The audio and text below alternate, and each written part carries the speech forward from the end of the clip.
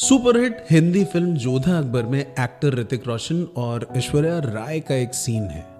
On screen Jodha भाई बनी है ऐश्वर्या राय उसमें, और वो खुशखती सीखती हैं। उर्दू में बहुत सजा कर करीने से लिखने को खुशखती बोलते हैं। तो जब वो खुशखती सीखती हैं तो पहला नाम अपने शौहर का लिखती हैं, जलालुद्दीन मोहम्मद अकबर, और सबसे पहले उन्हें ही दिखाना चाहती हैं।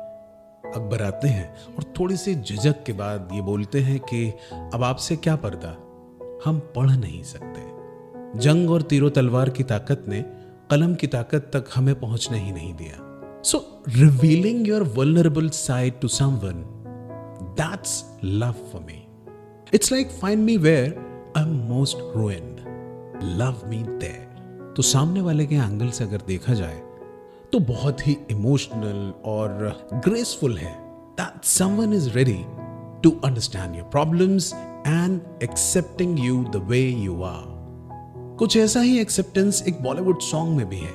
80s की एक ब्लॉकबस्टर मूवी है प्यार झुकता नहीं। इसमें एक गाना है, तुम्हें अपना साथी बनाने से पहले मेरी जान मुझको बहुत सोचना है। बॉलीवुड के लिरिक्स राइटर्स जितने भी रहे हैं उसमें एक अनसंग हीरो रहे हैं एस.एच. बिहारी, शमसुल हुदा बिहारी, जिन्होंने कई कामयाब गाने लिखे, कजरा मोहब्बत वाला, इशारों इशारों में दिल लेने वाले, मगर उनका नाम उतना नहीं होता है जितना उनके कलीग्स का होता है। खैर, अपने जमाने में एस.एच. बिहारी किसी को पसंद किया करते थे जो बहुत रईस घराने से थी। अब एस.एच. बिहारी बड़े म्यार के इंसान थे, बड़े कद के इंसान थे। हालात की दुहाई देकर अलग हो जाना उनकी फितरत में नहीं था। तब उन्होंने लिखी एक नज्म, तुम्हें अपना साथी बनाने से पहले मेरी जान मुझको बहुत सोचना है, जो 80s का एक सुपरहिट गाना बना। इस फिल्म में भी मिथुन चक्रवर्ती और पद्मिनी कोल्हापुरे का एंगल ऐसा ही है कि पद्मिनी बहुत रईस घर की लड़की है और मिथुन चक्रवर्ती के हालात उतने अच्छे नहीं हैं। लेकिन आप किसी की जाती जिंदगी के एंगल से देखेंगे ना तो आपको उस तड़प का अंदाजा होगा कि कोई किसी को बेपनाह मोहब्बत करता है और उसको अपनी जिंदगी से जाने नहीं देना चाहता। साथ ही क्लियर भी कर देना चाहता है कि महलों की दुनिया और एक आम जिंदगी में क्या फर्क होता है। एस.एच. बिहारी ने लिखा, कहां से मैं लाऊंगा रेशम की साड़ी, ये बंगला ये मोटर नहीं दे सकूंगा, मेरा दिल ही बस एक मेरी मिल्कियत है, जो चाहो तो बस मैं यही दे सकूंगा, मगर दिल की धड़कन सुनाने से पहले मेरी जान मुझको बहुत सोचना है।